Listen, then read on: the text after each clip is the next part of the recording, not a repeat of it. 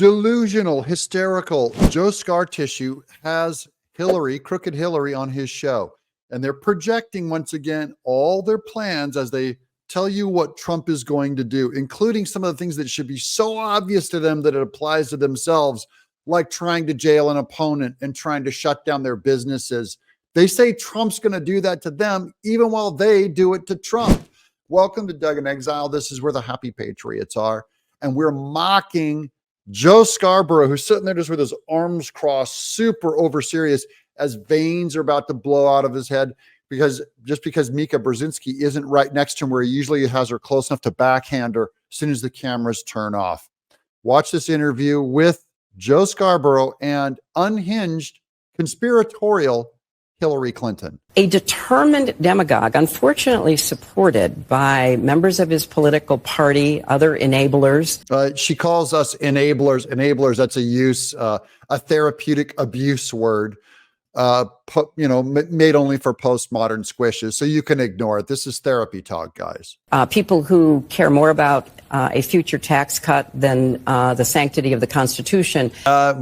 You also care about raising taxes more than you care about the sanctity of human life. Are falling in line behind him.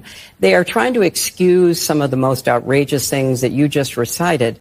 And I don't think the press has done enough. The press hasn't done enough to blight Trump, to go after Trump. Where has the press been overly complimentary of Trump? Where has the press been as easy on Trump as they've been on Biden? Nowhere. And this lady's going like, pull harder, media, MSNBC. You have not buried the needle anymore. The needle done broke off of MSNBC's gauge. It's sitting there rusty in the ditch. There's no needle even there to push anymore. It's so far buried for Biden.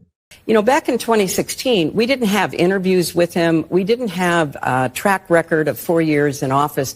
You know, there was a lot of speculation. And, I understood that people wouldn't take what I said necessarily as gospel about what I thought could happen. I wouldn't take, even if you presented the gospel, I'd probably question it. Who knows? She'd probably use the Message translation. Let's be honest about this. But now she's saying that Trump's track record should be really clear that he's a dictator. No, he created jobs. He kept inflation down. He kept the border secure. The world fell into line behind him in not trying to open up 3 wars like we have on the brink with Joe Biden. That someone who says these things, maybe he wouldn't jail all of his political opponents. One is one too many. Jailing political opponents. Who right now has 5 lawsuits against him where they're trying to jail Trump? And she says that's what Trump is going to do to his opponents. So Trump might do to the Democrats what the Democrats have already tried to do 5 times, including 2 impeachments, by the way. Maybe he wouldn't try to force out of business the members of the press who didn't agree with him. One is one too many. Who tried to force Trump out of business in New York? Once again, what Trump, they're saying that what Democrats have already absolutely done to Trump in shutting down his business, they're afraid that Trump might do that back to them. See, they know deep down inside what they've done to Trump. And now they go, it's his turn. And that's what they fear. And if Trump does shut down their business, if Trump does try to jail an opponent, just know that at the very least, it's justice. It's what you did to me, I'm doing to you. Okay? So it's tit for tat. It is not like he invented some new form of going after them. This is all stuff they've already done to him. And maybe this would be our last election, because someone who will not accept the validity of an election is someone who doesn't believe in elections. He believes in his own power, his own right to power. And it was Hillary Clinton herself that called Trump an illegitimate president. Same with Stacey Abrams. Same with Hakeem Jeffries. I can go down the list of the Democrats that question Trump's presidency, calling him illegitimate. And talk about this is our last Democratic vote. It's the Democrats that are wanting to have the illegals vote. 10 million illegals vote. They voted on it unanimously in Congress yesterday. So just so you know, the big threat on democracy is coming from the Democrats. They're projecting it onto Trump, because they know what they deep down really want to do. And they think you're stupid. They think they can just call names on Trump and, you'll believe it. Of course, if you're watching MSNBC, then yeah, you probably are that naive. My question to you is, what is the history that we can draw on from women who have fought for our rights before to get ready for the fight ahead? It's a great question, and I'll quote that line from the finale anthem, progress is possible, not guaranteed. Every generation has to keep alert and diligent. Not every generation necessarily has to fight, but this one does. Okay, she used the fight word. This generation has to fight. Now, when a Republican uses that word, if Trump says fight and hold a fist in the air, they say that is violent rhetoric. And right now, Hillary just said it is time to fight. That's a cue, again, to the Democrats, the Palestinian protesters, to rise up in violence against this guy. They're sending out what they call a dog whistle. If you are someone who has a religious belief about abortion, then pursue your own religious beliefs. That is exactly what this country allows you, in fact, wants you to do.